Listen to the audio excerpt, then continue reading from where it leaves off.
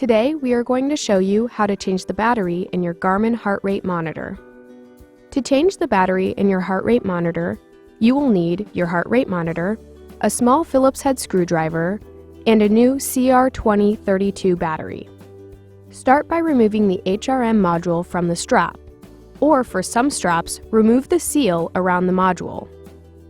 Next, remove the 4 screws from the module. Now, we'll remove the battery and cover.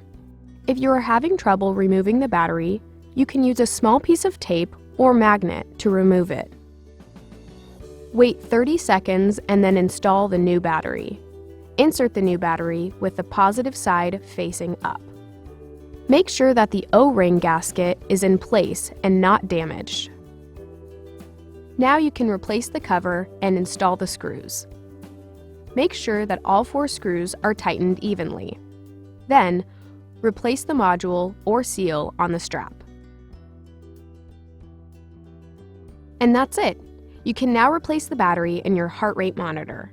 Thanks for watching. For more help, visit support.garmin.com.